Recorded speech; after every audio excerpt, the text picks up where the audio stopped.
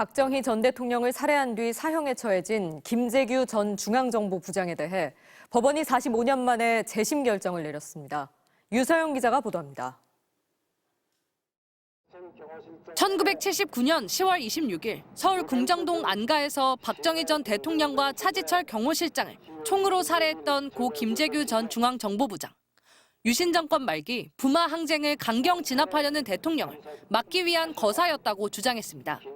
대통령이라고 하더라도 자유민주주의를 지킬 그러한 의무와 책임은 있어도 이걸 말살할 수 있는 그러한 권한은 누구로부터 받을 수도 없고 절대 있을 수가 없다고 생각합니다. 하지만 박 전 대통령 사망 뒤 합동수사본부를 이끌던 전두환 당시 보안사령관은 내란 목적 살인으로 서둘러 결론 내렸습니다. 대통령이 되겠다는 어처구니 없는 허욕이 빚은 사건으로 규정한 겁니다. 즉시 범인 김재규를 구속 수사하도록 지시하여 합동수사본부에서 연행, 계속 재상을 수사 중에 있다.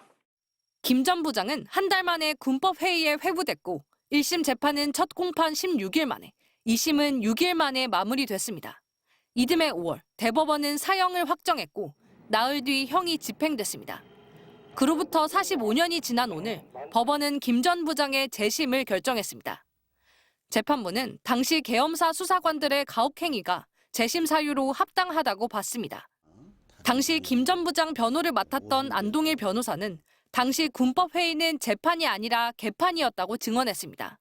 군판사 역할을 맡은 법무관은 경험조차 없었고 다른 방에서 대기하던 판사 검사들이 스피커로 생중계된 재판을 듣고 쪽지로 지도를 해줬다고도 했습니다. 수사부터 재판까지 모두 위법하게 진행됐다는 겁니다. 확정 판결 이후에도 한동안 공개되지 않았던 판결문은 김 씨의 행위를 내란 목적으로 볼 수는 없다는 대법관 6명의 소수 의견도 담겨 있었습니다. 유족 측은 재심 개시 결정에 대해 12.6 사태가 대한민국 민주주의 발전에 어떤 역할을 했는지 논의가 진화하고 발전할 계기라며 더없이 기쁘다고 말했습니다. MBC 뉴스 유서영입니다.